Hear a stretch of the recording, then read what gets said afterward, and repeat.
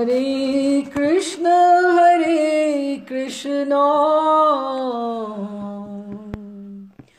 कृष्ण कृष्ण हरे हरे, हरे राम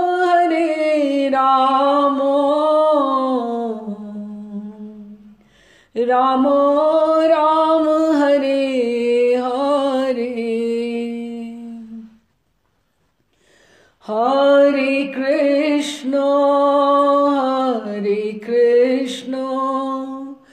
कृष्ण कृष्ण हरे हरे, हरे राम राम राम हरे हरे, हरे कृष्ण कृष्ण कृष्ण हरे हरे, हरे राम राम राम हरे हरे, हरे कृष्ण कृष्ण कृष्ण हरे हरे, हरे राम राम राम हरे हरे, हरे कृष्ण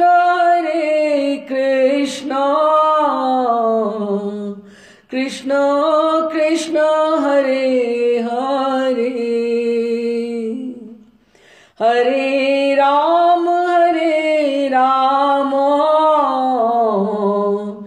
राम राम हरे हरे, हरे कृष्ण कृष्ण कृष्ण हरे हरे, हरे राम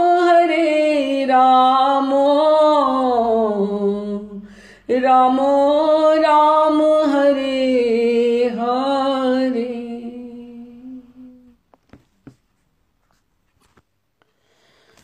श्री कृष्ण चैतन्य प्रभु नित्यानंद, श्री अद्वैत गदाधर श्रीवासादि गौर भक्तवृंद, रूप सनातन भट्ट रघुनाथ, श्री जीव गोपाल भट्ट दास रघुनाथ, एही छय गोसाई कौरी चरण वंदन, यहाँ ते विघ्नाशे अभीष्ट पुराण, अभीष्ट पुराण, अभीष्ट पुराण। राधे श्याम। सब चरित्रों का गान भक्तों का बहुत सुंदर है, लेकिन कुछ कुछ चरित्र ऐसे होते हैं जो बहुत हृदय के करीब होते हैं, और वो जैसे लगता है घर की बात हो रही हो, हमारे बिल्कुल अपनों की बात हो रही हो। और आप भी मेरी इस बात से सहमत होंगे, विशेषतः जो राधा रमणीय हैं। और राधा रमणियों को ये तो बिल्कुल चरित्र का मनन चिंतन अच्छे से करना ही चाहिए। हमें बहुत कुछ इसमें मिलेगा। वैसे तो कहा जाता है, देखिए, त्रितापों से जो ग्रसित तीन ताप जो हैं उससे ग्रसित जो है आध्यात्मिक, भौतिक और दैविक, ये तीन तरह के जो ताप हैं, इनसे जो ग्रसित जो भौतिक जगत है, और इसमें आने वालों की और जाने वालों की कोई कमी नहीं है, कितने ही जन्म हो रहे हैं रोज और कितने ही मरण हो जाते हैं, परंतु जो जाने से पहले इस संसार में अपनी एक छाप छोड़ जाता है, अपनी सुकृतियों की, अपने सुकर्मों की और अपनी सज्जनता की जो एक छाप छोड़ जाता है, वो ऐसे हम जैसे मायाबद्ध जीवों को वो एक तरह का आधार बन जाता है कि हमें भी आगे कैसे इस भगवत नौका से पार होना है। वो स्वयं तो उन्होंने प्रयत्न किया ही, और उन्होंने आगे भी ऐसे ऐसे हमारे लिए भी एक आधार दे गए जिसका हम मनन चिंतन आराम से अच्छे से सुविधा से कर सकते हैं। तो आज हम जिनकी बात कर रहे हैं वो राधा रमणीय गोस्वामी हैं। उनका नाम वैसे उनकी रचनाओं में गुण मंजरी दास आता है। गुण मंजरी जो हैं वो हैं गोपाल भट्ट जी। तो उनके जितने भी पद पदावली लिखी गई है इनकी, जिनका हम चरित्र गान कर रहे हैं, तो उनका नाम आता है गुण मंजरी दास। और वैसे उनका नाम जो था गल्लू महाराज जी के नाम से ही वो विख्यात हुए, लेकिन उनका पद पदावली में उनका नाम जो है गुण मंजरी दास आता है। तो इसके लिए हमें थोड़ा सा इनके पहले हम पढ़ते हैं।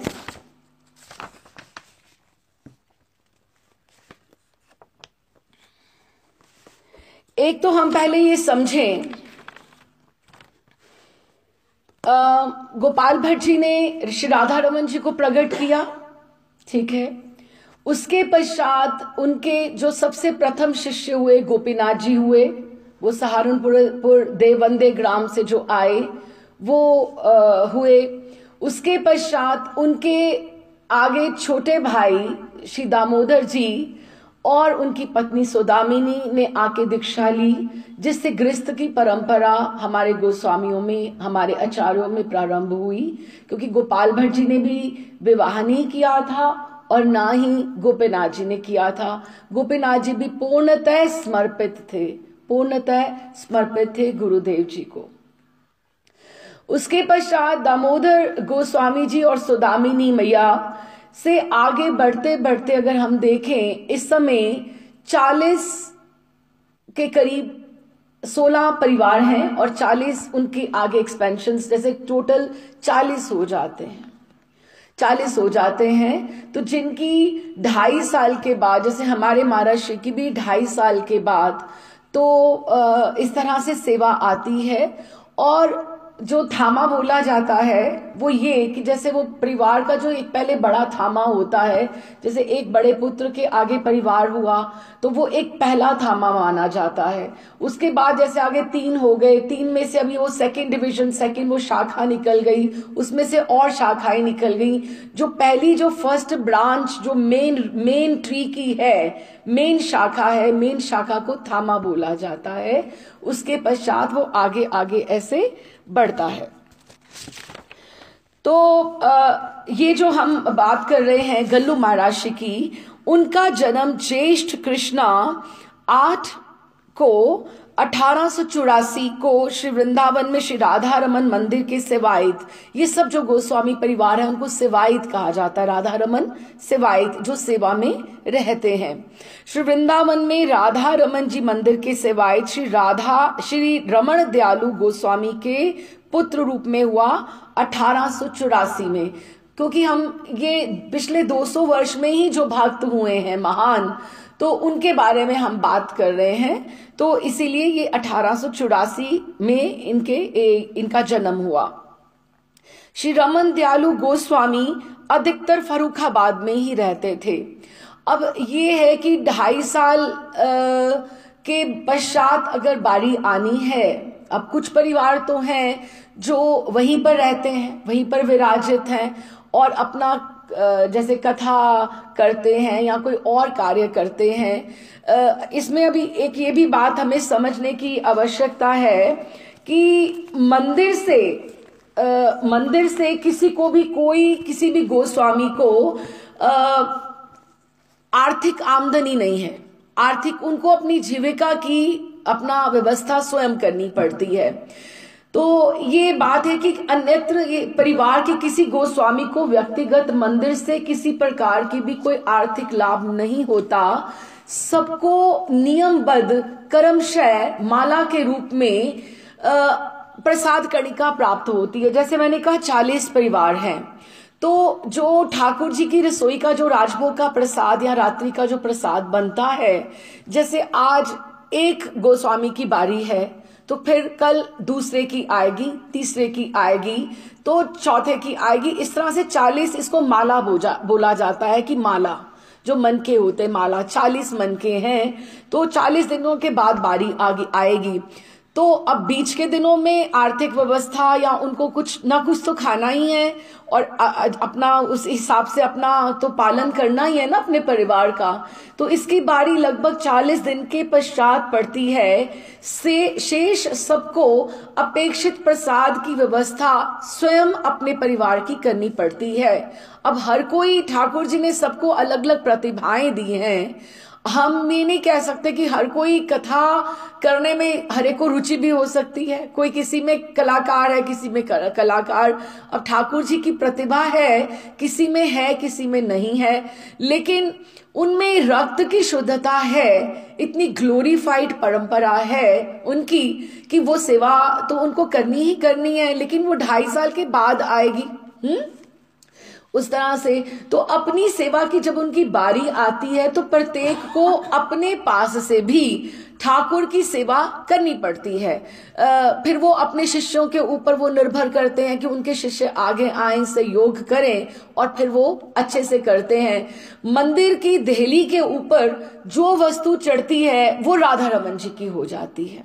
वो उसको कोई भी प्रयोग में लेके आ सकता है। जैसे राधाष्टमी है तो ये सब पद्धतियां बनी हुई हैं कि राधाष्टमी पे क्या श्रृंगार होगा, दिवाली पे क्या श्रृंगार होगा, ये सब लिखा हुआ है।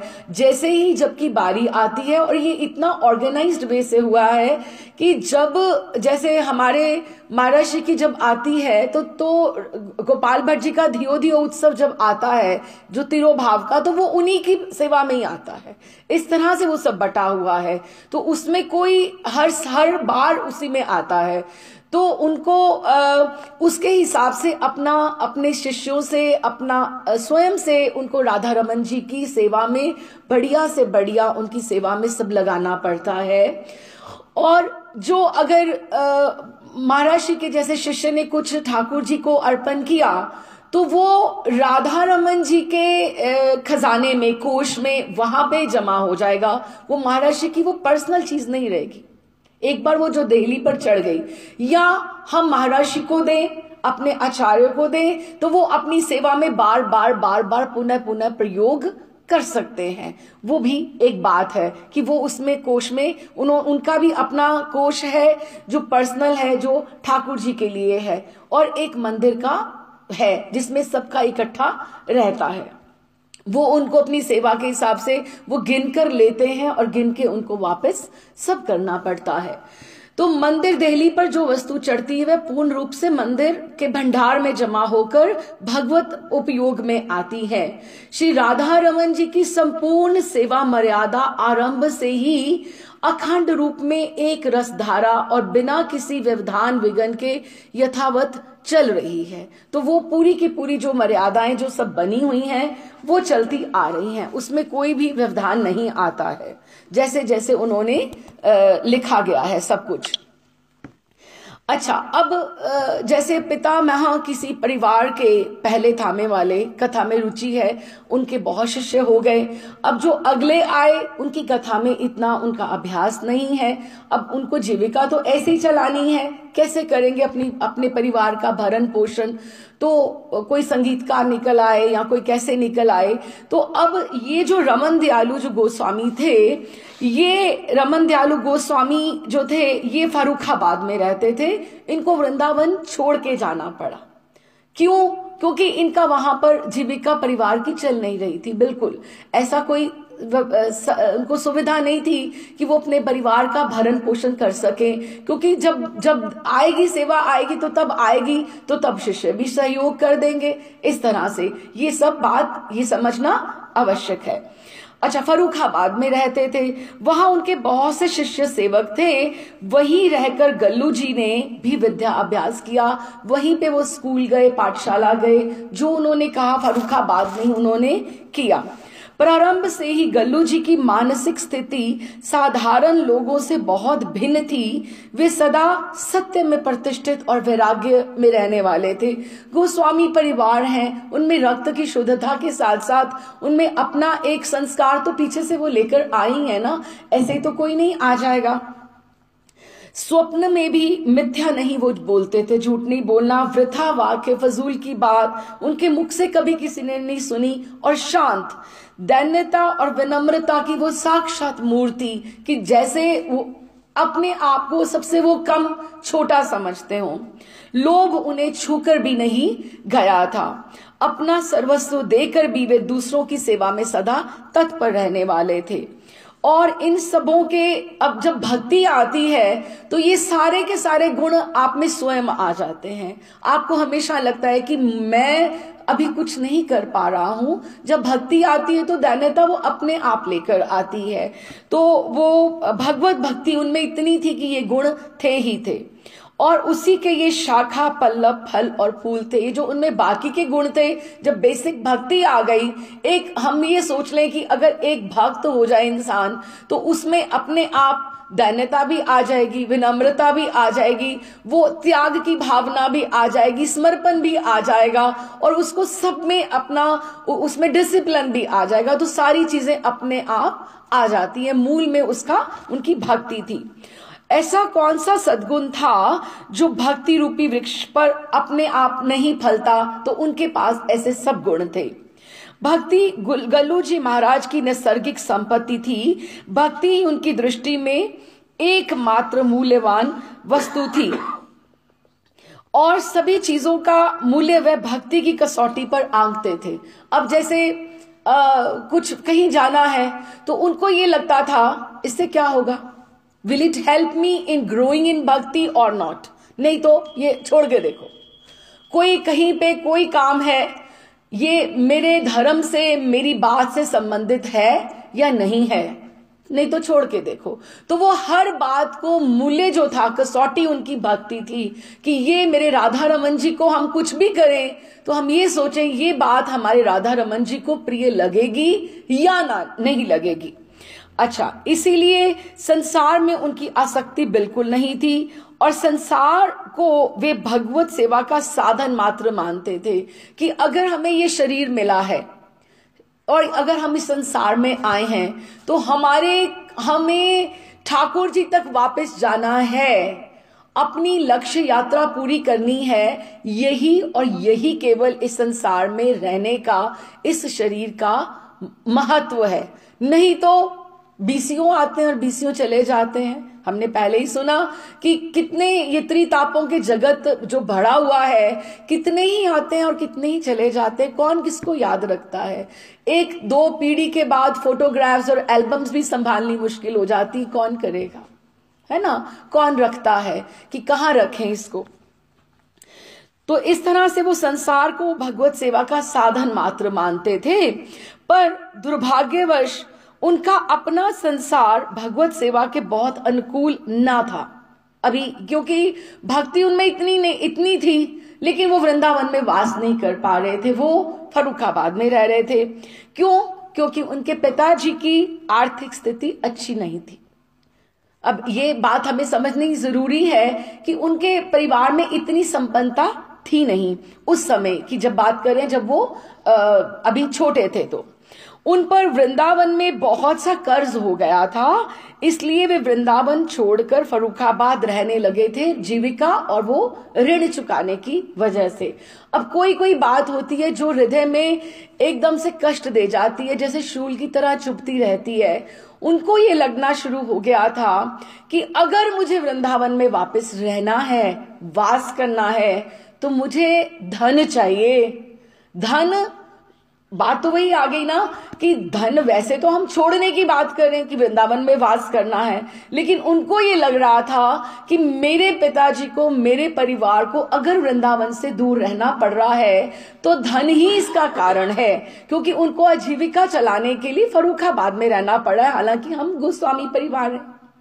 और ये शूल उनको ये बात चुभ रही थी, बिल्कुल बहुत उन पे ऋण हो गया था, इसलिए वे वृंदावन छोड़कर फर्रुखाबाद रहने लगे थे।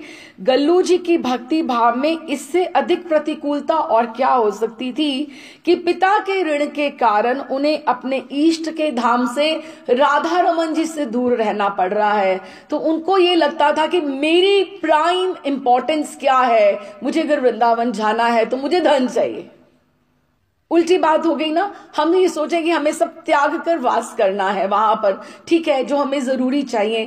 खैर इनके भी कोई ऐसे ऐश्वर्य वाली बात नहीं थी, लेकिन इनको था मुझे धन चाहिए ताकि मैं वृंदावन वास कर सकूं।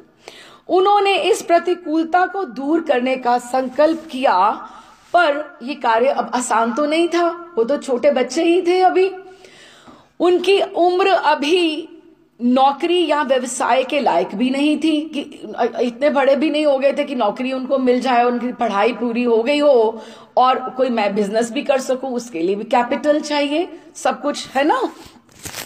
और वो कुछ ऐसा कुछ करना चाहते थे कि पिताजी का ऋण बस कैसे चुक जाए और हम वृंदावन चले जाएं। उनका उस समय लक्ष्य बस एक ही था, वृंदावन जाना है, मुझे वृंदावन जाना है, कैसे भी करके जाना है, मुझे धन चाहिए। हाँ, फिर नौकरी या व्यवसाय उनके स्वभाव के अनुकूल भी नहीं था। अब गोस्वामी परिवार से उन्होंने किसी को बिजनेस करते देखा भी नहीं था इस तरह से, नौकरी भी ऐसे इस तरह से नहीं। वे एक ही कार्य कर सकते थे और वो था हरि का कथा और कीर्तन। और उनकी इतनी अंदर से उमंग आती थी ठाकुर की चर्चा करने की, तो उन्हें लगा कि क्यों ना मैं इसी को अपना बनाकर, जीविका का ऋण चुकाने का माध्यम बनाकर, अब देखिए खर्चे तो रहते रहते, एक परिवार को पालना और सबको देखना, सब हमारी आवश्यकता जो बेसिक नेसेसिटीज है वो तो रहती रहती है हर एक की। तो उन्होंने इसीलिए कथा कहना प्रारंभ किया। पहली कथा मानिए उन्होंने 10 वर्ष की उम्र में की, 10 वर्ष की उम्र में उन्होंने की। हमारे महाराज ने भी 10 वर्ष की उम्र में कथा की थी। बड़े महाराज ने, श्री अतुल कृष्ण गोस्वामी जी ने, महाराज ने, उनके पिताजी विजय कृष्ण गोस्वामी जी अस्वस्थ हो गए थे और लाहौर में उनकी कथा थी, तो उन्होंने भेज दिया था कि तुम कोई नहीं कथा करके आओ। और बड़े महाराज ने क्या ऐसे उनका पूजा हुई थी जैसे बाल शुकदेव आ गए होते हैं, इस तरह से। क्यों? क्योंकि एक उम्र का और तेज का एक प्रभाव रहता है गोस्वामी परिवार और सारा। तो उन्होंने 10 वर्ष की उम्र में उन्होंने कहीं लखनऊ में शाह बिहारी लाल जी के यहाँ कथा करी। शाह बिहारी लाल जी जो वहां पर थे वो जौहरी थे, बहुत बड़े वहां पर शाह थे। हम इन अगले रविवार को हम लोग इनके बारे में भी बात करेंगे। तो लेकिन अभी यहाँ पे है जो आवश्यकता है कि इन्होंने शाह बिहारी लाल जी की यहाँ पहली कथा करी जब ये 10 वर्ष के थे। उनके पुत्र प्रसिद्ध साहित्यकार श्री राधाचरण गोस्वामी ने लिखा है, किनके राधाचरण किनके हैं? गल्लू महाराज जी के पुत्र हैं राधाचरण जी, जो बाद में हुए। उन्होंने लिखा है कि उस कथा में उन्हें उस समय 500 रुपए भेंट चढ़ी, जो उस समय बहुत थी। 500 रुपए जो भेंट थी वो बहुत थी और उस समय के लिए बहुत बड़ी रकम थी, और उससे ही सारा ऋण चुका दिया गया। अब मानिए कि 500 रुपए के लिए उनको लग रहा था मुझे वृंदावन से दूर रहना पड़ रहा है। बात तो यही आकर खत्म होती है ना। तो अल्पावस्था में ही एक सच्चे भक्त और सुनिपुण कथावाचक के रूप में उभरते हुए गल्लू महाराज ने भक्तजनों के हृदय में अपना विशिष्ट स्थान बना लिया कि इतनी सुंदर वो कथा उनकी होने लगी कि लोग उनसे विस्मित होने लगे कि कितना सुंदर कथा का उनका भाव है। और उन्होंने कहा जाता है कि ये देखकर कुछ परिवार में देखिए, अब अच्छे बुरे लोग तो हर जगह रहते हैं, तो कहीं थोड़ा ईर्ष्या भी हो जाती है। जैसे ग्रंथ में लिखा है, हम ऐसे ही पढ़ पा रहे हैं कि उनको किसी ने उस समय में विष भी दे दिया किसी ने, लेकिन ठाकुर जी की उनकी उस समय 16 वर्ष की आयु थी, लेकिन निवारण हो गया, पता लग गया, उसका समय से उपचार कर लिया गया और उनके प्राणों की रक्षा हो गई। और परिवार के लोगों के कहने पर भी उन्होंने उसके प्रति कोई भी अपना भाव, मलिन भाव नहीं रखा, और ना ही उन्होंने कहा इस तरह से कि उसके विरुद्ध कोई कार्यवाही होनी चाहिए। जैसे द्रौपदी ने बोला था कि अश्वत्थामा कुछ भी है, मेरी हमारी गुरु मैया का पुत्र है, उसको कोई भी कष्ट नहीं आना चाहिए। उस तरह से क्षमा कर दिया, क्षमा भाव था उनमें उस तरह से। तो उन्होंने उनका कोई भी उसके प्रति अपने मन में कोई शुद्धता भी नहीं रखी, मन में मलिनता भी नहीं रखी कि कुछ भी ऐसा हुआ है। लेकिन हम ये इस बात से ये जरूरी है कि उनका उस समय कथा की जो प्रचार है, कार्य कितना बढ़ रहा था आगे, कि बिल्कुल आगे आगे जा रहा था। तो उन्होंने क्या हुआ, बल्कि जन्म भर उनका यथोचित पूरा उनका सत्कार करते रहे, उन्होंने अपने मन में कोई मलिनता नहीं रखी। गल्लू जी का विवाह उनके पिताजी ने 1901 ईस्वी में कर दिया, 1901 सन में कर दिया, जब उनकी अवस्था केवल 17 वर्ष की थी। लेकिन विवाह के कुछ ही दिन के बाद उनकी पत्नी का देहांत हो गया। पिताजी ने दूसरा विवाह फर्रुखाबाद की ही एक कन्या से करना चाहा, क्योंकि अभी हमें ये भी पता है कि राधा रमन जी की जो सेवायतों की परंपरा है वो ऐसे ही आगे चलती है कि हमें अगर वो जो दत्तक पुत्र अडॉप्टेड नहीं ले सकते, वो लोग अडॉप्ट नहीं कर सकते, या पुत्रियों के जो पति हैं वो भी आगे नहीं बढ़ सकते, तो उनकी स्वयं की संतान से ही पूरा का पूरा आगे गोस्वामियों की परंपरा, आचार्यों की परंपरा चलती है। ऐसा गृहस्थ का इसीलिए उन्होंने आचार्यों ने नियम रखा हुआ है। तो उनके पिताजी ने उनको कहा कि आपका मैं दोबारा ब्याह करता हूं, तो फर्रुखाबाद की एक कन्या से उन्होंने उनका ब्याह करना चाहा। लेकिन गल्लू जी वो दूसरे विवाह के पक्ष में ही नहीं थे। जब पिताजी ने बहुत आग्रह किया कि ये अति आवश्यक है, तुम्हें आगे बढ़कर तुम्हें किस तरह से तुम राधा रमन जी की सेवा तक पहुंच पाओगे, तुम्हारे कैसे आगे संतति होगी, तो उन्होंने कहा यदि पिताजी एक शर्त के ऊपर मैं ब्याह करना चाहता हूं, अगर आप मेरा वास्तविक कल्याण चाहते हैं तो मुझे पहले तो मेरे मन में ये है कि दोबारा गृहस्थ की मुझे बेड़ियां ना पहनाई जाएं, लेकिन यदि पहनानी ही हैं तो मुझे लोहे की बेड़ियां क्यों पहनाते हो, मुझे सोने की बेड़ियां पहनाओ, कि अब बेड़ियां भी जो होती वो भी सोने की होती हैं। विवाह का संबंध फर्रुखाबाद में ना करके कम से कम वृंदावन किसी ब्रिजवासी कन्या से आप कर दीजिए, कम से कम उनके संबंध में मेरा वृंदावन आना जाना तो लगा ही रहेगा ना। अब देखो कितनी बात, वो तो खुद स्वयं ब्रिजवासी हैं, लेकिन वो बाहर रहने से उनको वृंदावन का इतना विरह हो गया कि किसी बहाने से मैं कुछ ज्यादा वृंदावन तो जा पाऊंगा, किसी बहाने से भी। ये भी कितना सुंदर उनका भाव था। तो वृंदावन की किसी कन्या से कर दीजिए, कम से कम उनके संबंध से मैं वृंदावन तो जा पाऊंगा। पिताजी ने उनकी ये बात मान ली और विवाह वृंदावन में श्री जगन्नाथ मिश्र की कन्या श्री सूर्या देवी से कर दिया, और इनके एक पुत्र हुए श्री राधा चरण गोस्वामी, जिनको हमने उनकी बात की है अभी। तो गल्लू जी धीरे धीरे कथाओं में प्राप्त भेंट के माध्यम से पिताजी का धीरे धीरे उन्होंने जो भी था सारा का सारा उन्होंने उससे ऋण से मुक्त हुए, और इतनी सुख सुविधा होने से पिता पुत्र का वृंदावन। अब देखो धन के आने से हम सोचे धन त्याग के जाए और सुविधा त्याग के जाए, लेकिन कम से कम थोड़ी बेसिक सुविधा तो चाहिए ना। वो पिता पुत्र का वृंदावन जाने का जो मार्ग था अब वो प्रशस्त हो गया कथाओं से, ठीक है। तो दोनों अब पूरा का पूरा परिवार जो है वो वृंदावन जाकर रहने लगा।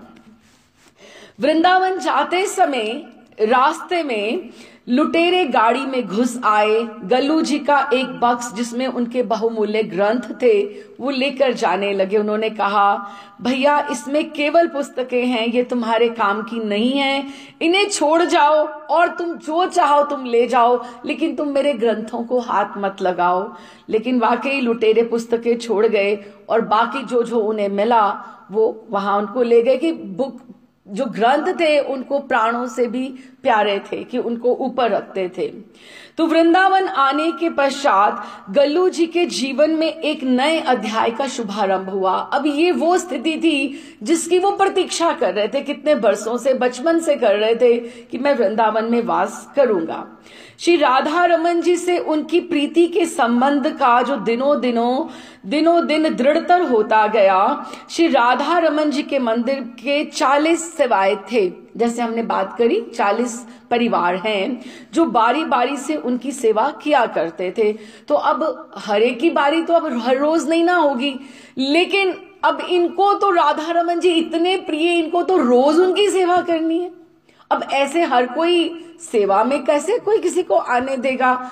दखलंदाजी कोई दखलंदाजी तो चलो अलग बात रही, लेकिन फिर भी थोड़ा तो फर्क पड़ता है ना अपने हिसाब से सेवा करना और कैसे। लेकिन सब एक परिवार की तरह अभी भी जैसे रहता है, हम भी देखते हैं मंगला की सेवा बड़े स्नेह के साथ गोस्वामी जन मिलकर करते हैं। तो जो बारी बारी उनकी सेवा करते थे, ये जो परिवार हैं, उनकी सेवा प्रति 2.5 वर्ष के बाद जैसे कहा आती थी, तब तो ये प्राण खोलकर राधा रमन जी की सारी सेवा करते ही थे 2.5 वर्ष के बाद। लेकिन इनको अब 2.5 वर्ष तक प्रतीक्षा नहीं करनी थी कि 2.5 वर्ष होंगे तो फिर मैं राधा रमन जी को स्पर्श कर पाऊंगा और मैं ऊपर गर्भगृह में जाऊंगा। अब ऐसे तो उनसे इतना विरह, ठाकुर जी पहले वो इतने विरह में आए हैं, तो अब उनको इतनी देर प्रतीक्षा नहीं करनी है। बाकी दिनों में भी वो चाहते थे कि वो मंगला आरती कम से कम उनको मिल जाए। तो प्रातःकालीन जो आरती होती मंगला की सेवा, वे दूसरे लोगों से मांग लेते थे, गोस्वामी जन से, क्योंकि गोस्वामी जी की जब दूसरों की किसी की भी सेवा आती तो सारे दिन का समय से सब राजभोग आरती होनी चाहिए, ओलाई होनी चाहिए, बहुत भार रहता है, कार्यभार रहता है, हर एक को शिष्यों को संभालना, उनको ठहराना, उनके भोजन की व्यवस्था, सब बहुत काम रहते हैं। तो ये निश्चित कर लेते थे कि मंगला की सेवा तो बस मुझे मिल जाए कैसे भी करके। तो ये उनसे स्वामी जी से मांग लेते थे और सब लोगों का इनके प्रति बड़ा सुहार्द था, कि अच्छा मन में था और इनको पता था ये बड़े प्राणपन से राधा रमन जी की सेवा करते हैं, तो ये उनको ये दे भी देते थे। तो इस सेवा के लिए उन्हें प्रातः, अब देखो जब भी गर्मियों में तो 4:30 बजे तो मंगला आरती हो जाती है, मंगला का घंटा बज जाता है 4:30 बजे, तो उसके लिए 3:30 बजे 3:45 तक तो उठ के स्नान करके आपको पहुंचना पड़ेगा ना वहां पे समय से। लेकिन ये ऐसी एक सेवा थी मंगला की जो वो अपने आप को अपने मन से वो लेना चाहते थे कि मुझे ये सेवा करनी है। और भी सारे दिन में कोई भी सेवा किसी तरह की, क्योंकि घर सबके पास पास ही हैं, कोई दूर तो थे नहीं, और इसीलिए वे स्नान आदि मंदिर में वो जाकर वो चले जाते थे और सेवा करते थे। और ये प्रीति भरा जो इनका आग्रह होता था, इसकी वो अवहेलना नहीं कर पाते थे कि गल्लू महाराज जी को करनी है सेवा तो कोई बात नहीं, चलो मंगला का इन्होंने ही संभाल लिया है। अभी तो वैसे तो घर सब गोस्वामियों के पास पास ही हैं, लेकिन कोई थोड़ी दूर भी हो जाए तो भी सब वो मन से वो आ जाते थे। यदि कभी ऐसा होता, मंगला की सेवा जैसे इनके नाम ही लिखी गई कि सबने इन्हीं को देखना है मंगला की सेवा में, गल्लू महाराज जी ने ही अपना पूरा आयु तक इन्होंने वो की है, इनके नाम ही लिखी गई थी। और यदि कभी ऐसा होता कि कोई सेवायत स्वयं मंगला की सेवा करना चाहता, उनका भी तो अधिकार है ना, उनकी भी तो सेवा 2.5 साल के बाद आई है, तो उनको भी इच्छा होती कि हम भी, क्योंकि ठाकुर जी की, अब देखिए सेवा सारी दिन की सेवा है, लेकिन जो मंगला की सेवा होती है वो एक रात्रि के शयन के पश्चात वो एक विरहा सबका जुड़ा रहता है, और वो विरहा के बाद की सेवा है। और मंगला की सेवा इस तरह से ठाकुर जी को भी बहुत प्रिय है कि कौन मुझे प्राणपन से आकर सेवा में आकर खड़ा होता है। और आप मानिए प्रभुपाद भी कहते हैं कि कोई किसी को देखे ना देखे, लेकिन जो लोग मंगला आरती करते हैं, मंगल भजन में सुबह उठ के ठाकुर जी की मंगल सेवा में बैठते हैं, उनको ठाकुर जी अटेंड्स पर्सनली।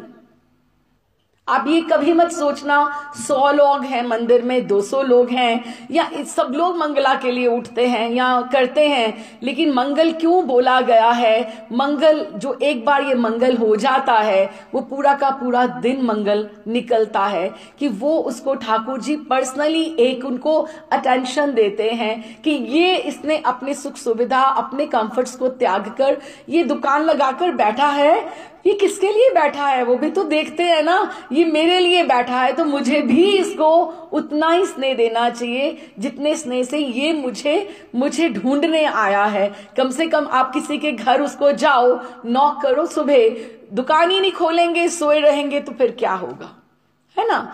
तो उस तरह से तो उन्होंने, यदि कभी ऐसा होता था कि कोई आनाकानी कर देता तो फिर कि नहीं, तो ये छटपटाहट होती इनको, क्यों? उनका ये समय होता कि मुझे ये मंगला सेवा करनी थी।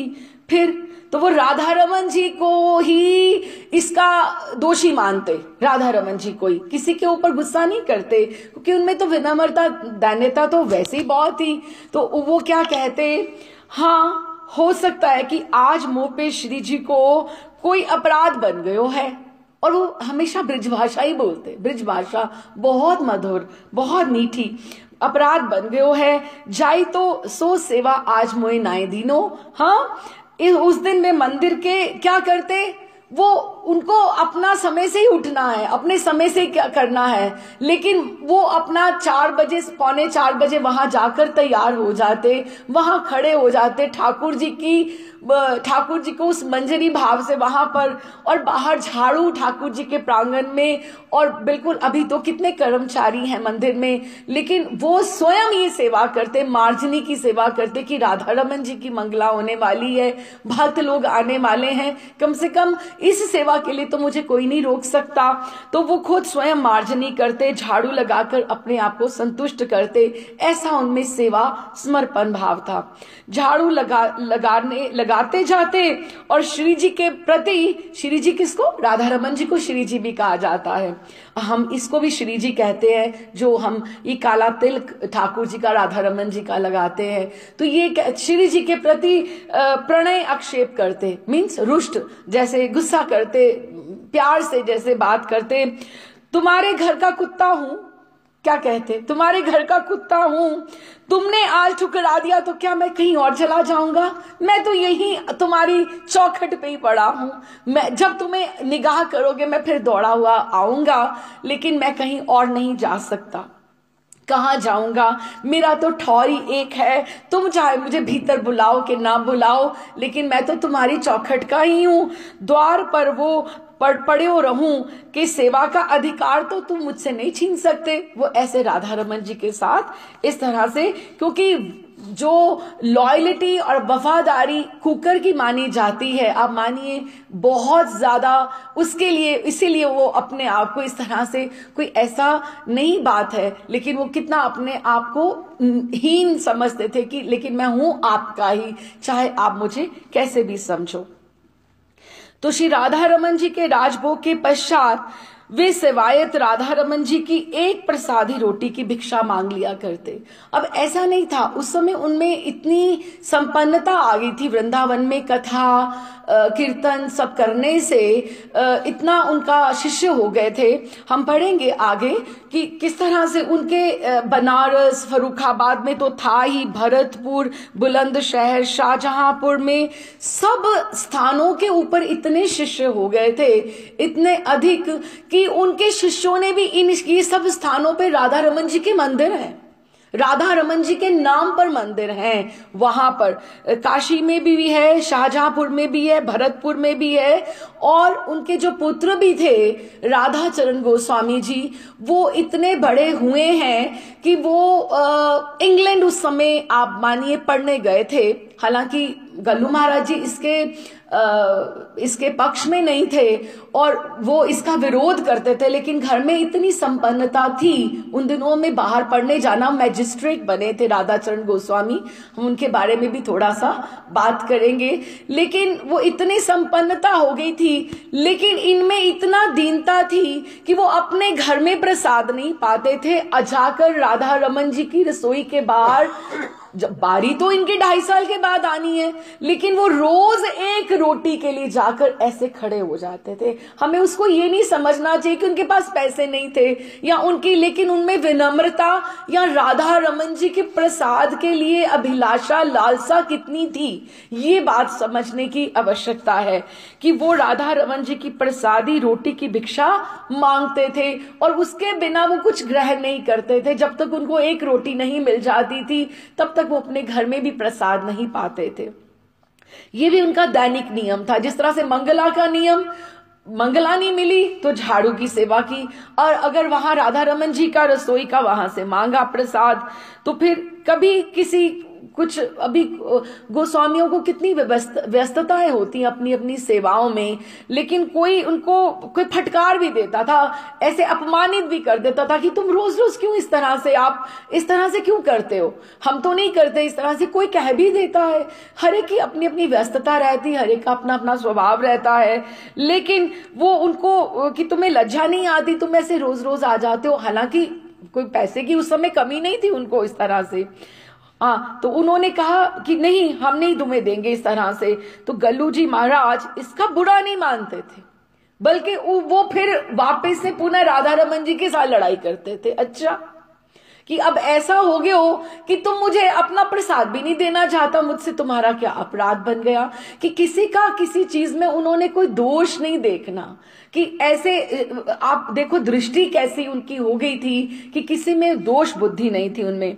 तो गल्लू जी महाराज ने इसका बुरा ना मानकर गोस्वामी जी से बोलते, उनकी दृष्टि में गोस्वामी जी का दोष नहीं था। रोटी देना ना देना ये तो राधा रमन जी की इच्छा के ऊपर निर्भर बात थी।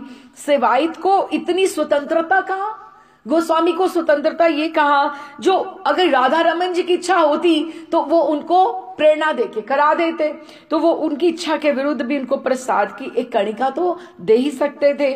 इसलिए जब भी उन्हें प्रसादी रोटी ना मिलती, उनका कहना सुनना, अभ्यर्थना और अभियोग जो कछु होता राधा रमन के प्रति होता, क्योंकि वो सब में राधा रमन जी के ही दर्शन करते, उनमें वही भाव था।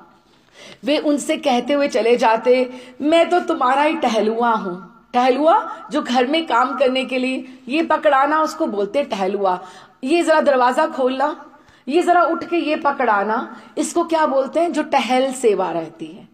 तो वो अपने आप को राधा रमन जी का टहलुआ, कि अब ये नहीं कि मैं गोस्वामी हूं तो मेरी तभी ऊपर की ही सेवा है ना, वो कोई भी किसी प्रकार की भी सेवा करने के लिए हमेशा वो तत्पर रहते थे। कहते थे मांगना तो टहलुआ का काम है, देनो तुम्हारो, दियो ना दियो तुम्हारी मर्जी, कि तुम्हारी मर्जी है। राधा रमन जी भी यदि गल्लू जी की सेवा में, अब राधा रमन जी से वो डायरेक्ट उनकी बातें होती थी बिल्कुल, तो वो उनको उनकी सेवा में या किसी और गोस्वामी की सेवा में भी कोई त्रुटि रह जाती थी तो वो उनको आकर स्वप्न दे जाते थे राधा रमन जी कि किस तरह से है।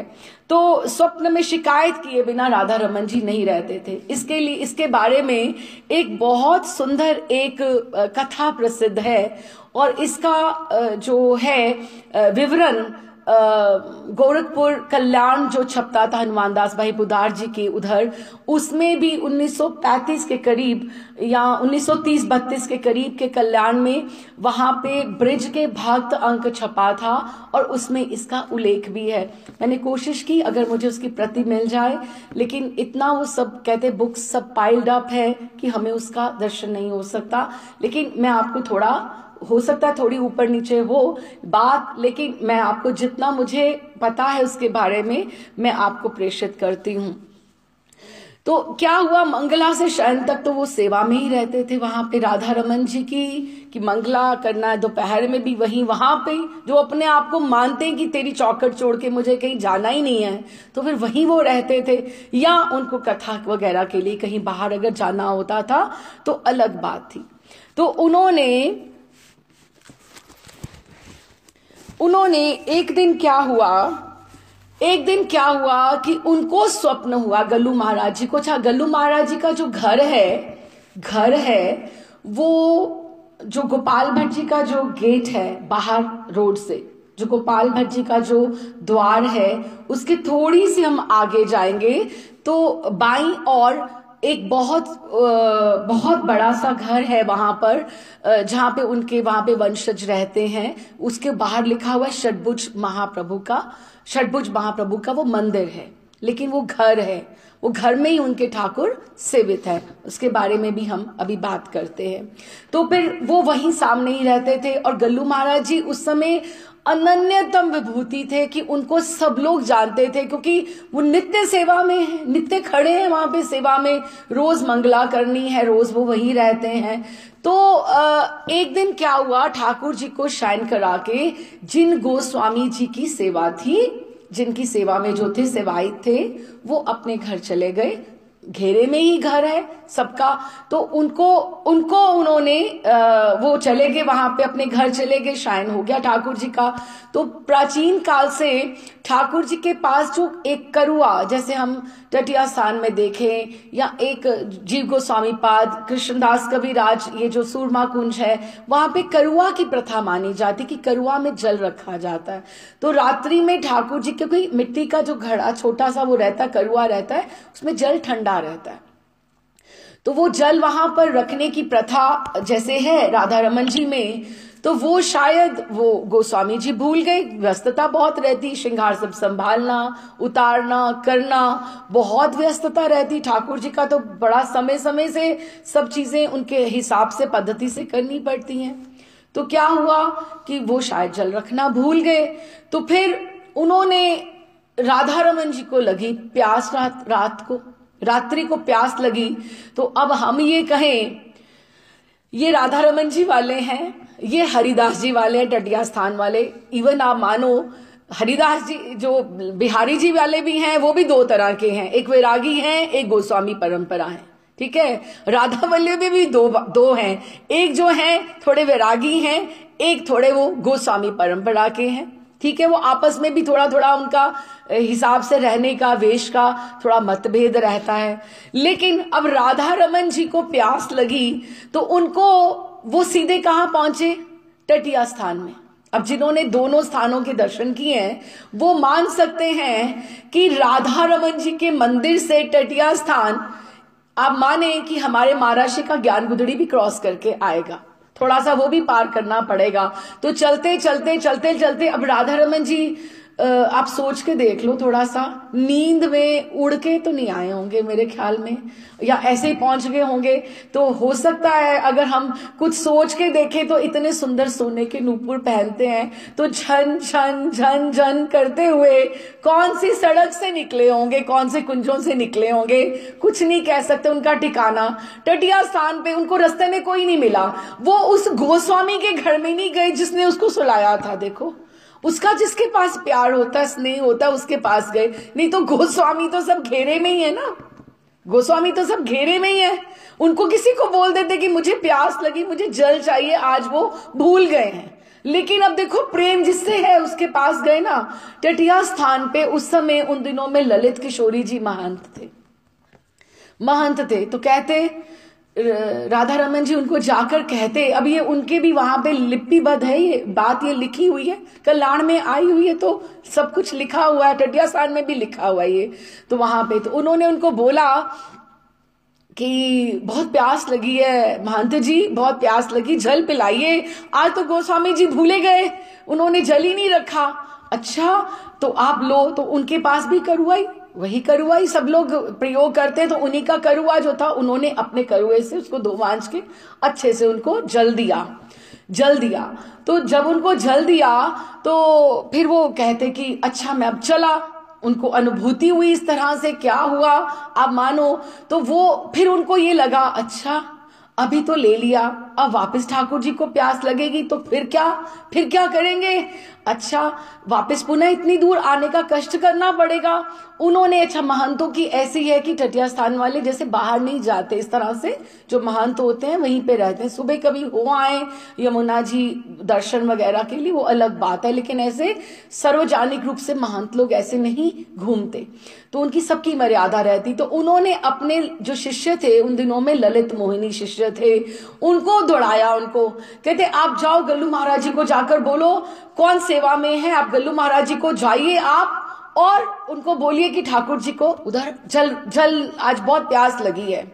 और इधर हम बात ये कर रहे थे कि कहीं किसी की गोस्वामी की त्रुटि रह जाती। अब राधा रमन जी गल्लू महाराज जी को बताते कि उनकी इतनी आपस में बात होती कि आज मुझे, जब ये कहते कि मुझे आज तुमने रोटी नहीं दी, तो वो भी तो उनको बोलेंगे ना कि आज मुझे किसने पानी नहीं दिया, वो भी तो बात करेंगे ना, आपस में उनकी बातचीत चलती थी। तो उन्होंने, उनको भी छटपटाहट स्वप्न में आए और गल्लू महाराज जी को, और उन्होंने कहा बहुत प्यास लग रही थी आज गोस्वामी जी जल रखना भूल गए, मैं तटीय स्थान पे जाकर जल पी आया हूं। अच्छा, तो वो जग गए, अपनी शैया पे अभी उठ के बैठे ही थे, वो ये सब वृतांत वो सुन ही रहे थे, राधा रमन जी से बात उनकी चल ही रही थी। तो ललित मोहिनी जी गल्लू महाराज जी के पास दौड़ते हुए आए और उन्होंने उनको बोला गल्लू महाराज जी आज आपने शयन की सेवा करी है, ठाकुर जी बहुत प्यासे हैं, ठाकुर जी को जल, वो टटिया देखो रिपोर्ट कहां तक पहुंच गई, ये देखो अभी इनको लज्जा तो है नहीं, कोई आसपास अपने बच्चे को तकलीफ हो तो वो माँ को पहले बोले कि मुझे परेशानी है। तटीय स्थान वाले दूसरे संप्रदाय, उन्होंने उनको दूसरा कहाँ समझा, उनको अपना समझा, जिनको जाकर ढिंढोरा पीट आए कि मेरे इस गोस्वामी जी ने सेवा नहीं रखी है ना, उन्होंने उनको ज्यादा अपना समझा। तो गल्लू महाराज जी बोले अच्छा, तो अभी एकदम से उन्होंने जिनकी सेवा थी और उनको जल्दी से, अब अपरस सपरस भी होता है कि अब स्नान करके आप गर्भगृह में रात को ताले खोलने सब करना इधर, और वाकई जब वो तटीय स्थान से वहां से कोई आ रहा है बताने के लिए, ललित मोहिनी जी वहां से आ रहे हैं और इधर से गल्लू महाराज जी कह रहे हैं कि मुझे भी ठाकुर जी ने यही कहा, तो गोस्वामी जी तो बेचारे घबराए हुए वहां पहुंचे और इस तरह से उन्होंने दरवाजा खोला और वाकई करुआ तो बिल्कुल सूखा, करुआ तो रात्रि में ही फिर उसको धोमांज कर भरा। और इस तरह से ठाकुर जी की साक्षात राधा रमन जी की बातें होती थी उनके साथ, गल्लू महाराज जी के साथ, ये कल्याण के अंक में भी छपा था। तो इस तरह से फिर वृंदावन आने के बाद गल्लू जी का बाहर जाकर कथा कहने का जो क्रम कुछ दिन ही जारी रहा, क्योंकि वो ज्यादा मंदिर में ही रहते थे, सेवा उनको छोड़ के जाना नहीं था। वे केवल लखनऊ अक्सर जाया करते थे, क्योंकि लखनऊ से उनकी पहली कथा की वहां पे शुभारंभ हुआ था।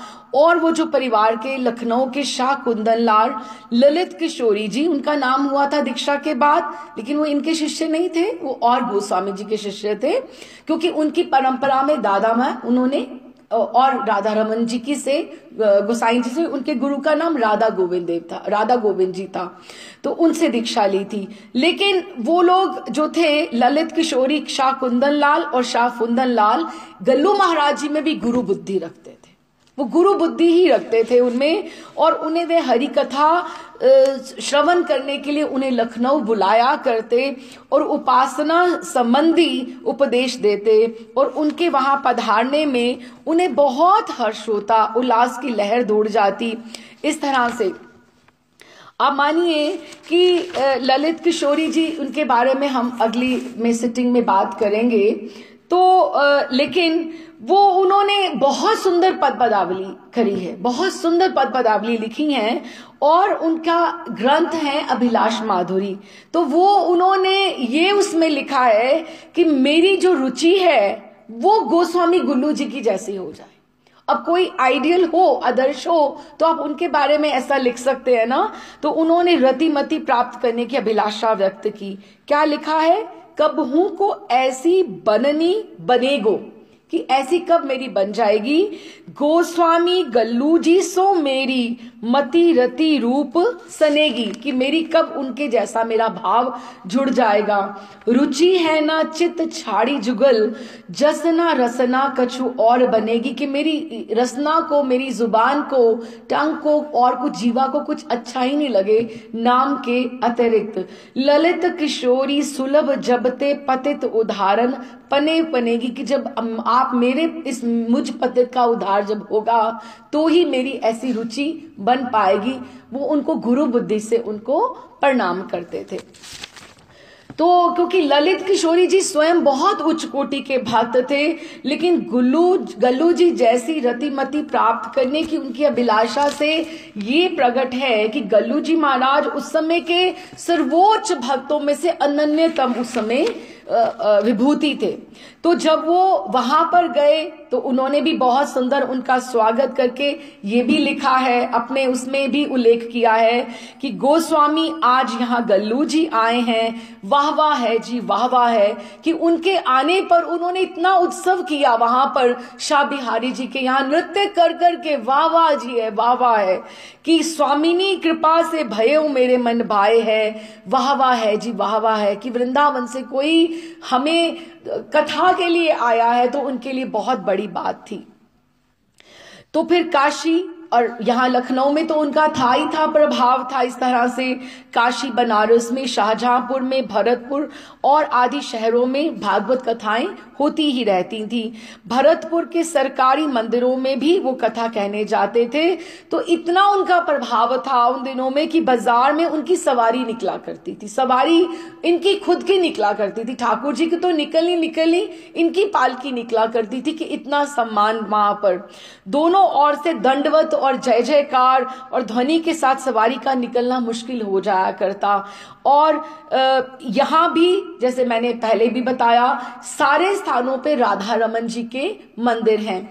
और इनके जो बनारस के एक शिष्य हुए, उन्होंने अब जैसे बनारस में जैसे बहुत सारे शिष्य हो गए, ठीक है ना, उनको अब जब राधा रमन जी के मंदिर में आना है तो वो कहाँ उनको ठहरना है, कैसे व्यवस्था करनी है। तो उन्होंने एक ट्रस्ट, उनके एक शिष्य ने ट्रस्ट बनाई, जो अब राधा रमन जी का जो मेन द्वार है उसके बिल्कुल ऑपोजिट, बिल्कुल जरा सा ऑपोजिट गोपाल भट्ट जी के दरवाजे से पहले श्यामा रमन जी का मंदिर है बाईं ओर पे, उसी डायरेक्शन में।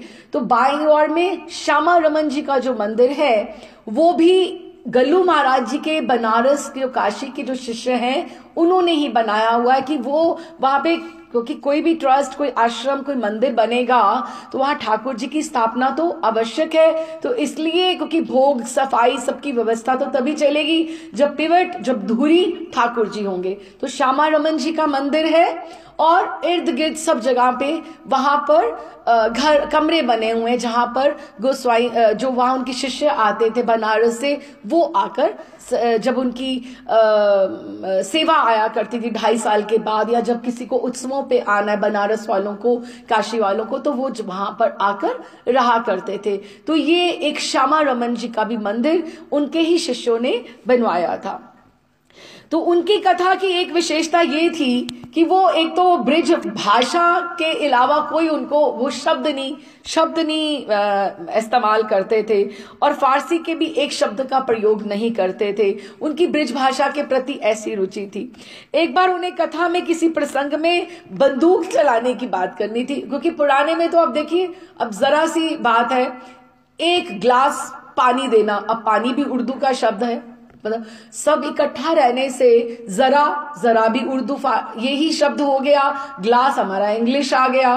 तो वैसे तो फिर ऐसा कहना चाहिए कि एक पात्र में थोड़ा जल लाना, ये बात हो सकती है ना, कि ये हम पूरी प्रॉपर उसमें बात करें तो फिर हम बात करें। तो ये हमारी भाषा ऐसी बन गई है, लेकिन उन्होंने ऐसे बात करनी थी तो बंदूक शब्द का प्रयोग वो नहीं करना चाहते थे। तो उन्होंने क्या बोला, लोह नलिका के श्याम चूरन प्रवेश करके अग्नि जो दोनी तो भड़ाम शब्द भयो, कि इतना बताने का अर्थ ये है कि वो इतना कि उनको ये करना था कि वो बात हुई, ऐसे हुई कि ऐसा शब्द हुआ तो भड़ाम शब्द हुओ, हो तो सब ब्रिज भाषा में वो बात करते थे, लेकिन उनकी कथा के श्रोता इतना सब थे वहां पे। कथाओं में जो भेंट उनको प्राप्त होती थी गल्लू जी की, वो सब वो खर्च कर देते थे। कहाँ? अपने परिवार के ऊपर नहीं, साधु वैष्णवों और ब्रिजवासियों के ऊपर। ब्रिजवासियों से और विशेष रूप से नंदगाम और बरसाना के ब्रिजवासियों से उन्हें विशेष प्रेम था। उनके घर 10-5 ब्रिजवासी अतिथि रूप में बने ही रहते। श्री राधा चरण गोस्वामी जी अपने पिताजी के बारे में उन्होंने लिखा है कि वे कम से कम उन्होंने 1 लाख रुपया उपार्जन किया, कि इतना वो उनको भेंट आ जाता था। इतना जो आजकल के कई रुपए की कीमत 20 लाख से भी ऊपर होगा, और सब वो भगवत सेवा में और परमार्थ में खर्च कर दिया करते। उनके अपने घर का खर्च तो बहुत ही कम था।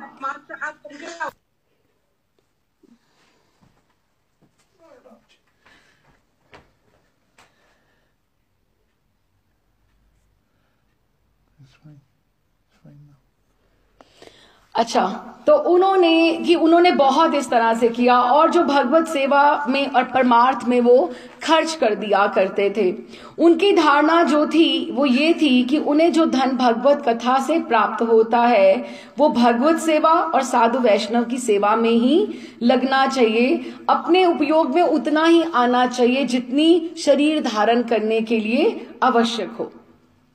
अच्छा, तो अब 1932 में गल्लू जी ने के वृंदावन में अपने निवास स्थान की 4 दीवारी में, उनका भी निवास स्थान कहाँ है, जैसे मैंने आपको बताया, जो षटभुज महाप्रभु का मंदिर जो बाहर लिखा हुआ है, ये उनका निवास स्थान है।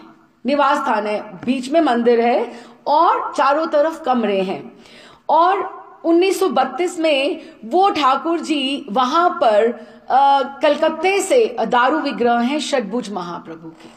और षटभुज महाप्रभु आप मानिए सबसे करुणामय ठाकुर हैं, और उनकी पूजा जो है बहुत भाग्यवान को मिलती है उस हिसाब से, क्योंकि उसमें राम जी भी आ गए, उसमें गौर महाप्रभु तो हैं ही हैं, और उसमें ठाकुर जी कृष्ण भगवान भी आ गए। तो तीनों स्वरूप जो सार्वभौम भट्टाचार्य को महाप्रभु ने उनके घर में दिए, दर्शन दिए, उसी स्वरूप में उसमें नील कांति भी है, हरित कांति भी है और श्वेत कांति भी है महाप्रभु की।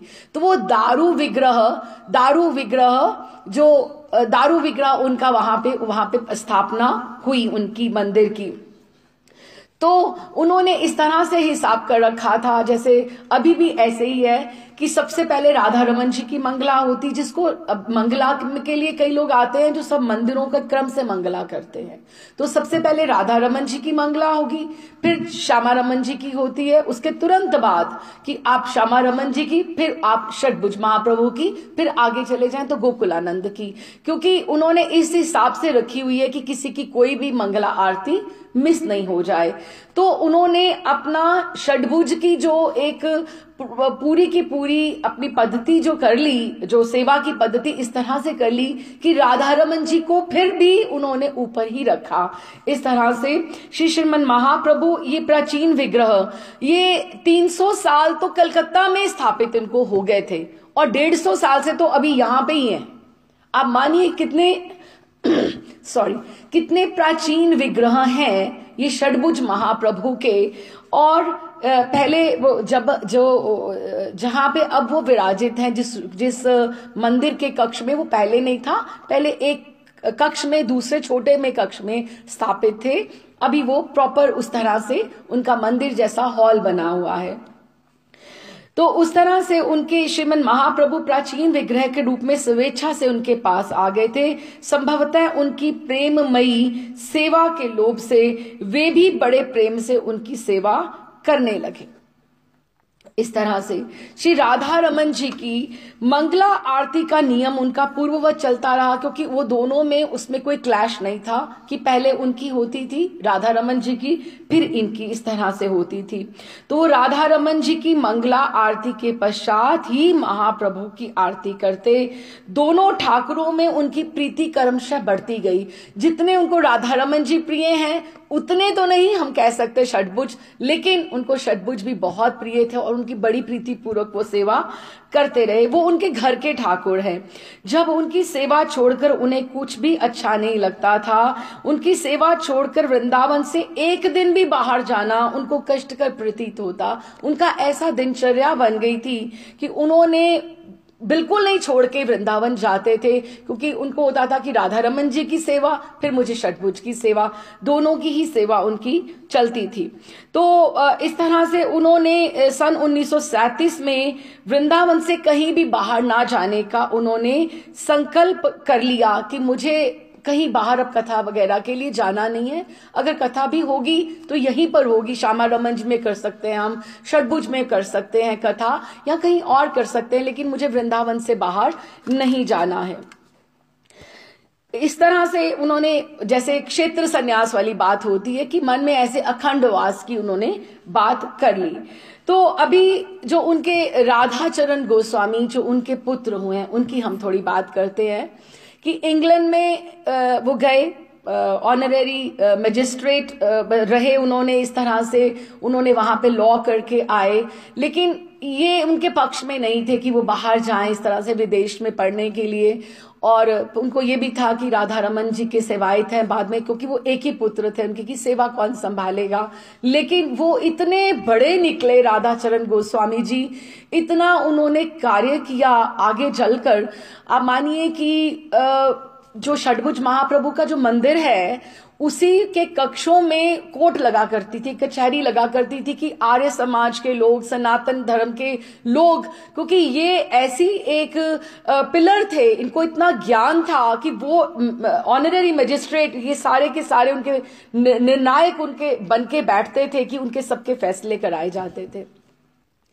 तो जो पोइट्रीज लिखी जाती थी ठाकुर जी के ऊपर, वो तो इनके पहले लिखी जाती थी, इनके पहले लिखी जाती थी, ये जो राधाचरण गोस्वामी जी के पहले।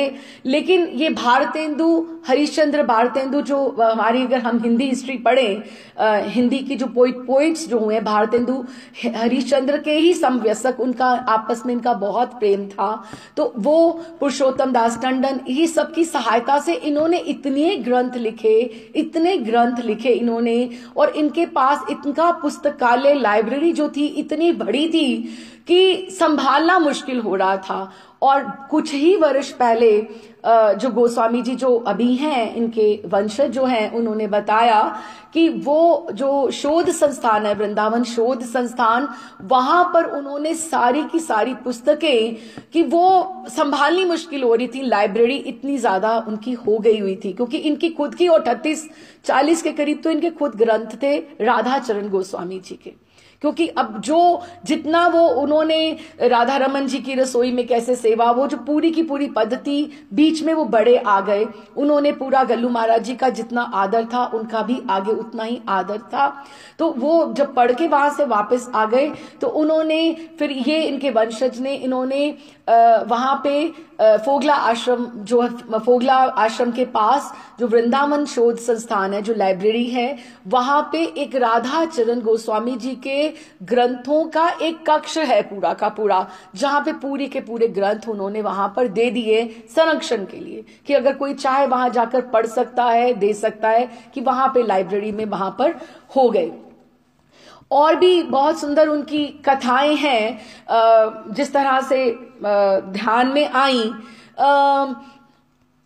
जो राधाचरण गोस्वामी थे, वो तो जो बड़े हुए वो तो हुए, इनके दो पुत्र आगे हुए, एक गौर और निताई, गौर और निताई। और अब मानिए जो गौर थे उनके तो आगे संतान नहीं हुई, जो निताई थे उनके एक और पुत्र हुए आगे, और वो 6 मास के थे, तो उनके पिता और ये दोनों जन, पिता और पिता जो चाचा थे गौर और निताई, प्लेग में उनका पूरा परिवार चला गया 6 महीने के बालक को छोड़कर। 6 महीने का बालक, उन्हीं को राधाचरण गोस्वामी जी ने बड़ा किया।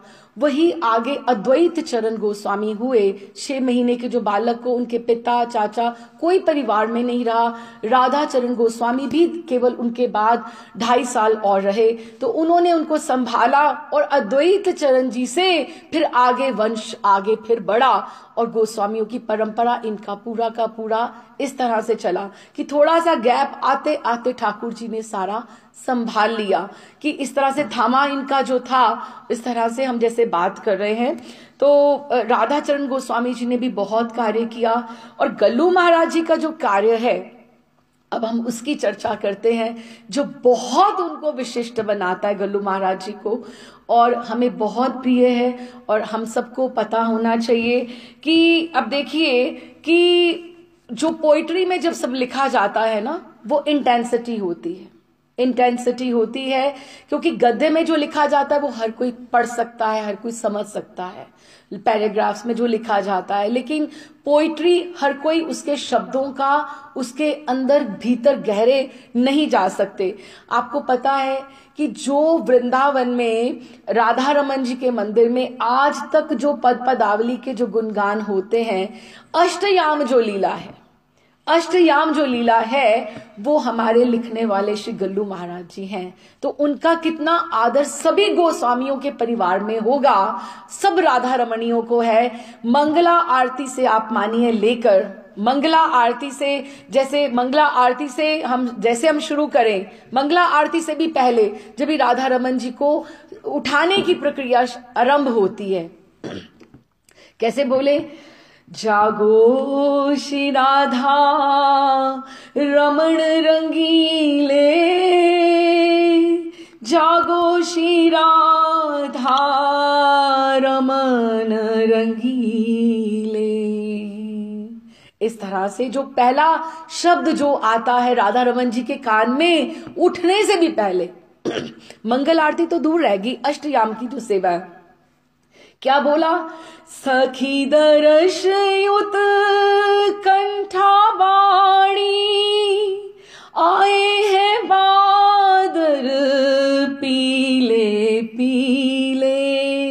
क्या बोला कि सखियां आपको उत्कंठित होकर दर्श के लिए आना चाहती हैं, देखो बादल भी पीले पीले आने शुरू हो गए हैं, हे राधा रमन जी आप उठिए। कितना प्रेम से उठा रहे हैं उनको। फिर आगे, फिर करो श्रृंगार प्राण प्यारी को, भूषण वसन भये हैं ढीले। इस तरह से ये पहला पद आता है। फिर दूसरा पद क्या आता है, उठे श्री राधा रमण प्रभात। जब ठाकुर जी उठते हैं, पहला उनको उठाने का क्रम, फिर उसके बाद क्या, उनको उठ गए ठाकुर जी। फिर क्या, जागे रैन सुरत रस पागे, लागे गातन गात, लागे गातन गात। अब जब तक इसका अर्थ नहीं समझे तो आनंद नहीं आएगा। क्या, जागे रैन, अब ये क्या है, ये शब्दों की पालकियां हैं जो फ्लाइट में हमें जाना है, इन शब्दों में बैठकर ही जाना है। राधा रमणीय, उन्होंने राधा रमन जी को ऐसे प्रत्यक्ष देखा और उनको ऐसे लिखा। क्यों? क्योंकि वो मंगल सेवा में पर्यंत उम्र ता उम्र अपने आखिरी क्षण तक उनके पास रहे। और क्या उन्होंने बोला, जागे रैन, प्रिया प्रियतम दोनों इतने जागे रैन, इतना बतियाते, इतना अपनी रस केली में दोनों के दोनों इतने भरे हुए हैं। जागे रैन, तो अब सुबह सुबह तो नींद ही आएगी ना, सारी रात्रि को जगेगा तो। जागे रैन सुरत रस पागे, सुरत रस प्रेम रस से दोनों पगे हुए हैं। लागे गातन गात, अर्थात कि दोनों की जो ग्रीवा है, गातन, ये गात जो है, ये दोनों का लुढ़क रहा है। छोटे छोटे राधा रमन जी और प्रिया जी एक दूसरे के ऊपर गिरते जा रहे हैं। क्यों? गर्दन नहीं संभल रही। गर्दन लागे गातन गात। फिर वो आखिरी में पंक्ति उसकी गाती हूं, सुरझावत उर जे उर हारन। क्या सुरझा रही हैं? कौन?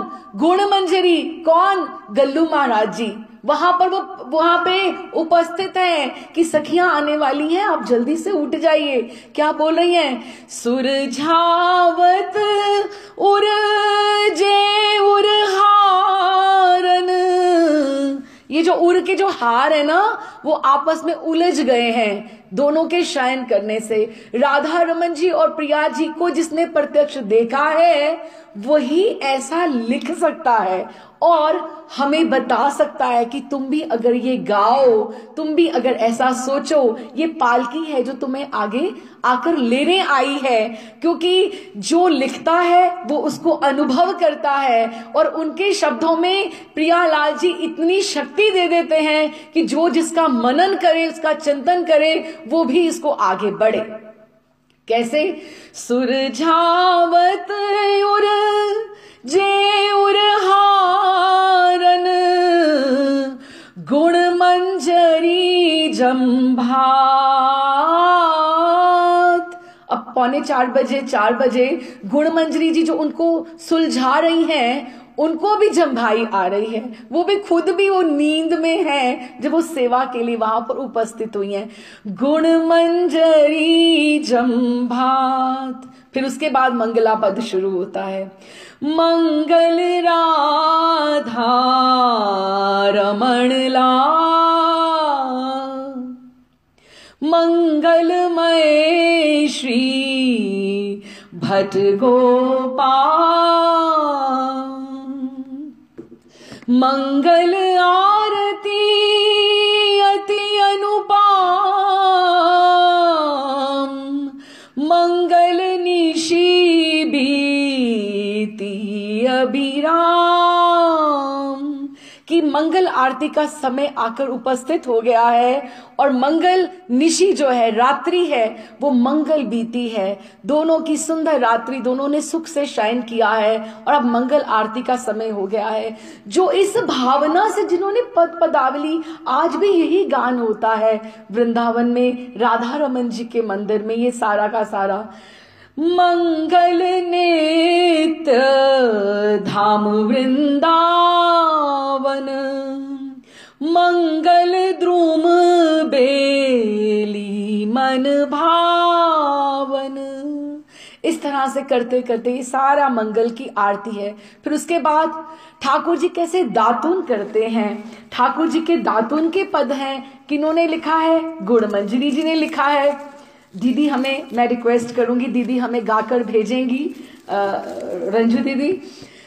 करत श्री राधा रमन दातन, ये गुणमंजरी जी ने, गल्लू महाराज जी ने लिखा है। यमुना घाट मिले कुंजन में करत रसीली बातन। दोनों साथी तो यमुना जी बहती हैं और वो दातन कर रहे हैं दोनों जन, प्रिया प्रियतम दोनों। फिर और जी भी कर रहे हैं और प्यारी जी भी करत प्रिय झुकी के, दोनों ऐसे झुक झुक के जी भी कर रहे हैं। आप ब्रश ऐसे थोड़ा करोगे, ऐसे झुक झुक के करोगे ना, झुक के निरखत छवि उड़ जातन। और दोनों की तरफ देख रहे हैं, आप कैसे कर रहे हो और आप कैसे कर रहे हो, दोनों एक दूसरे को देख रहे हैं। फिर कुल्ला करत किलोल, और कुल्ला करते हैं जब आवाज आई कि अब हमें जल दो, तो किसको बोला जल दो? गुण मंजरी जी वहां खड़ी हैं। प्रगट गुण मंजरी ध्यावत हाथन, उन्होंने हाथ धुलाए उनके, जब उनको पता लगा कि हाँ दातुन हो गई, कुल्ला की आवाज आ गई, तो अब इनके हाथ धुलाएं। अब कुल्ला की आवाज सुनने वाले कौन है? गल्लू महाराज जी हैं, गुणमंजरी जी हैं। फिर राधा रमन करत स्नान, इस तरह से स्नान, फिर उनका श्रृंगार होता है एक एक पद। और आप मानिए फिर उसके बाद जो उनका श्रृंगार होता है धीरे धीरे धीरे धीरे करके, फिर उसके ऊपर उनके श्रृंगार, उनका जो सिर पेच है, उनके कुंडल हैं। मैं एक पद आपको दीदी गा के भेजेंगी। राधा रमन चरण में नूपुर, कैसे है? श्री राधा रमन चरण में नूपुर, कि राधा रमन जी के चरणों में नूपुर कैसे दिखाई देते हैं? क्या? झुमक झुमक कर बजे चले, जब वो चलते हैं तो वो बजते हैं, बजते हैं। झुमक झुमक कर बजे चले जब, श्री वृंदावन भूपर, वृंदावन की जब धरा के ऊपर ठाकुर जी राधा रमन जी चलते हैं तो नूपुरों की से ध्वनि सुनाई देती है। टटिया स्थान जब गए, चल के गए, तो नूपुर बजाते हुए गए होंगे ना, उनकी आवाज आई होगी ना, वो इतना घूमते हैं ठाकुर। और फिर धरती को भी आदत हो जाती है वृंदावन की। तो कहते हैं, गल्लू महाराज जी कह रहे हैं, गुणमंजरी जी, गुणमंजरी दास कह रहे हैं कि जब भी नहीं भी चलते तो वृंदावन की धरती को आदत हो गई है ठाकुर जी के नूपुरों की ध्वनि को उद्वेलित करने की। क्या? कब हूं बिना चले हूं, आप ही प्रगटे ललित मधुर सुर, की धरती अपने आप गाने लगती कि हाँ बोलो ना, बोलो ना, बोलो ना, ठाकुर जी आओ ना। तो वो ठाकुर जी के चरणों के नूपुरों की आवाज उसमें आती है। गुण मंजरी चरण सुखदाई बसे चित्त के ऊपर, कि गुणमंजरी कहती हैं कि जो उनके चरण हैं मेरे चित्त में बहुत सुंदर, वहां पर मन में, मेरे चित्त में ही बसते हैं।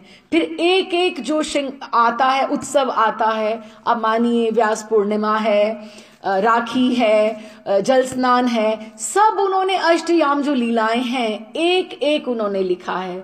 अपनी जन्माष्टमी का भी ठाकुर जी का लिखा है। अब जैसे राधाष्टमी आने वाली है तो राधाष्टमी का भी बहुत सुंदर पद गल्लू महाराज जी ने लिखा है, गुणमंजरी दास जी ने, उन्होंने श्री राधा रमन जी तन मन फूले, कि राधा रमन जी आज बहुत प्रसन्न है। हमें ये राधाष्टमी पे भाव रखना चाहिए। क्या? राधा रमन जी तन मन फूले, प्रिया जन्मदिन जानी, कि आज मेरी प्रिया का जन्म दिवस है, आज राधा रमन जी बहुत प्रसन्न है। फिर कियो श्रृंगार आपने करते, आज प्रिया जी मैं आपका खुद श्रृंगार करूंगा।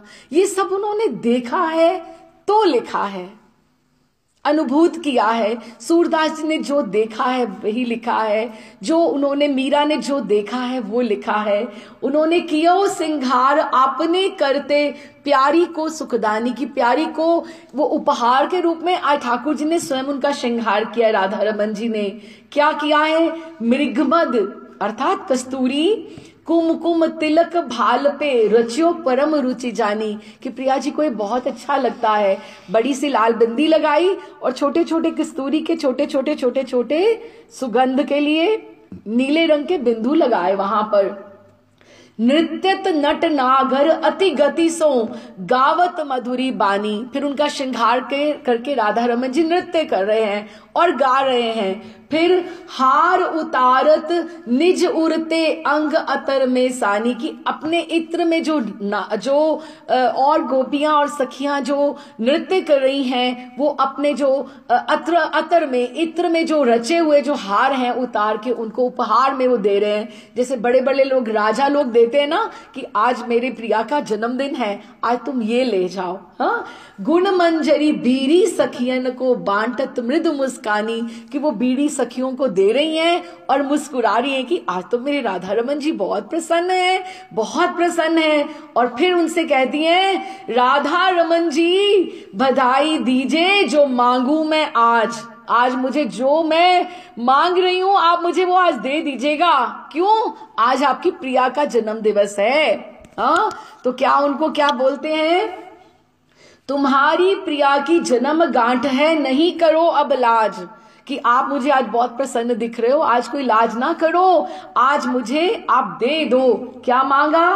प्यारी चरण कमल की दासी करो रसिक सिर ताज। हे राधा रमन जू, आप रसिक सिर ताज हैं, अपनी प्यारी चरण कमल की मुझे उसमें से दासी बना लीजिए। जो वो हैं प्यारी जी जो हैं उनकी मुझे आप दासी का आप वो जो वैकेंसी है या मुझे वो स्थान मुझे आप वो दे दीजिए। गुण मंजरी के नाते मोको राखो कुंजन माज। देखो मैं आपकी ही गुण मंजरी दासी हूं, उसके नाते मुझे अपने कुंजन में आप स्थान दीजिए और आप मुझे वहां पर विराजित कीजिए।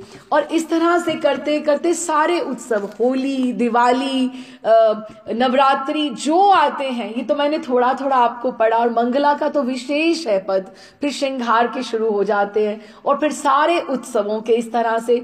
और इसको राधा रमन गीता के नाम से, राधा रमन पद मंजरी जो राधा चरण गोस्वामी ने, उनके पुत्र ने, फिर उनके पौत्र ने अद्वैत चरण गोस्वामी जी ने जो सब संकलित किया, क्योंकि वो तो सब उनके बीच वाला जो गैप पीढ़ी का आ गया था और ये सबको उपलब्ध करवाया अद्वैत चरण गोस्वामी महाराज ने, और हमको जो सब प्राप्त है।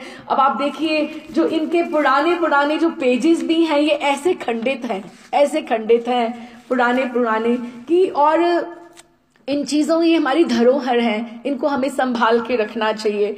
तो इस तरह से कहते हैं कि राधा रमन जी का इस तरह से उन्होंने 3 ग्रंथ लिखे। एक रहस्य भी पदावली उन्होंने की, जो निकुंज के रहस्य की बातें की। छगन वेश में भी कुछ युगल पदावली भी है, और राधा रमन जी की अष्टयाम की। अब ये जो है राधा रमन जो ब्यालू कीजे, ये भी इन्हीं का है। आप देखिए राधा रमन जी मंदिर में सारा ही इन्हीं का गाया जाता है। अब दूध लेकर आई यशोदा मैया, जिस तरह से लेकर आती हैं, बीड़ी भोग आता है, ये जो सारे के सारे पद हैं ये गुणमंजरी दास जी ने, इन्होंने ही, गल्लू महाराज जी ने लिखा, जो अभी तक पूरी राधा रमन जी के सब गोस्वामी गण अभी तक उसको ही अनुसरण उसका करते आ रहे हैं। और फिर क्योंकि इन्होंने पिछले जो 10 वर्ष थे 1947 तक, इन्होंने 1947 में 63 की एज में इन्होंने शरीर नित्य छोड़ा, नित्य लीला में प्रवेश किया। तब तक ये फिर वृंदावन 10 साल पीछे इन्होंने अखंडवासी किया और महाप्रभु की और राधा रमन जी की सेवा में ही ये लीन रहे। और मार्ग कृष्ण 1 को 1947 एट द एज ऑफ 63 उन्होंने नित्य लीला में प्रवेश किया। कहते हैं कि जब उनका सब गोस्वामी गण, क्योंकि अनन्यतम विभूति थे, सब गोस्वामी गण उनको जब लेकर गए दाह संस्कार में, उनका यमुना जी पे जब उनको ले जाया गया, तो उनका पूरा का पूरा जो विग्रह था, शरीर जो था, वो भस्मीभूत हो जाने पर भी उनकी गले की कंठी ज्यों की त्यों बनी रही, गले की कंठी नहीं गई। ये ग्रंथ में इस तरह से लिखा हुआ है। और लोक प्रसादी के रूप में गोस्वामियों ने उसके दाने ग्रहण करे उन्होंने और अपने पास रखे, क्योंकि कंठी नहीं उनकी वहां नहीं, वो नहीं भस्मीभूत नहीं हुई। जिसके हाथ में एक भी दाना आया वो गोस्वामी ने अपने आप भाग्य को सराहा कि मुझे इनका प्रसाद जाते जाते मिला है। गल्लू जी ब्रज भाषा के अच्छे कवि थे और उन्होंने अभी तक हम उनका, देखिए इट्स मोर देन 100 years, तो हम अभी तक उनका फॉलो अप उनके राधा रमन जी में हो रहा है और उन्होंने ब्रज भाषा में ही लिखा है। और वे गुणमंजरी के नाम से ही उन्होंने पद रचना अपनी करी, गुणमंजरी दासी। और उनके श्री राधा रमन पद मंजरी, जिसमें से मैंने आपको ये पढ़ के सब सुनाया है, ये राधा रमन पद मंजरी के पद हैं। और फिर युगल छद्म है नाम के ग्रंथ से प्रकाशित है। और आज भी श्री राधा रमन जी के मंदिर में विभिन्न तिथियों पर सब उत्सवों के ऊपर नित्य श्री राधा रमन पद मंजरी के पद ही गाए जाते हैं। तो इस तरह से इनके बस चरित्र का विश्राम होता है, लेकिन इनकी विनम्रता, इनका समर्पण, इनकी दैन्यता और जो इन्होंने राधा रमन जी के साथ इनका संबंध रहा, अलौकिक संबंध, और ये जो अपनी सुकृति हमारे लिए छोड़ गए हैं, ये एक अपने आप में बहुत बड़ी उपलब्धि है जिसका मनन चिंतन पठन होना चाहिए। बोल श्री राधा रमण लाल की जय, श्री षडभुज महाप्रभु की जय, श्री श्यामा रमण की जय, और श्री गल्लू महाराज जी की जय, और गुणमंजरी दासी जी की जय, श्री राधा चरण गोस्वामी उनकी वंश परंपरा की जय जय जय।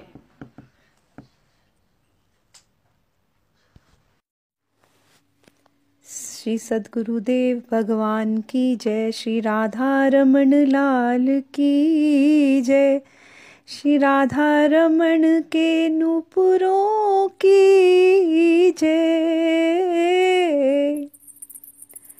श्री राधा रमण चरण में नूपुर, श्री राधा रमण चरण में नूपुर, झुमक झुमक कर बजे चले जब, झुमक झुमक कर बजे चले जब, श्री वृंदावन भूपर, श्री वृंदावन भूपर, श्री राधा रमण चरण में नूपुर, श्री राधा रमण चरण में नूपुर,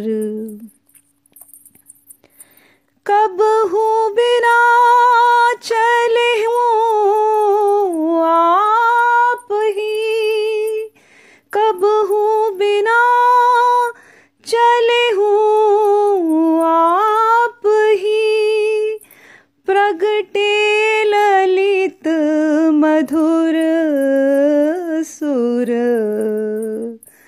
प्रगटे ललित मधुर सुर, श्री राधा रमण चरण में नूपुर, श्री राधा रमण चरण में नूपुर, झुमक झुमक कर बजे चले जब, झुमक झुमक कर बजे चले जब, श्री वृंदावन भूपर, श्री वृंदावन भूपर, श्री राधा रमण चरण में नूपुर, श्री राधा रमण चरण में नूपुर,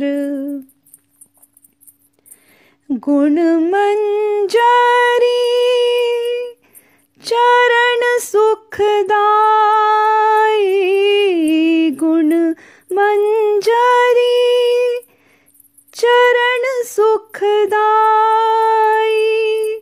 बसे चित्त के ऊपर,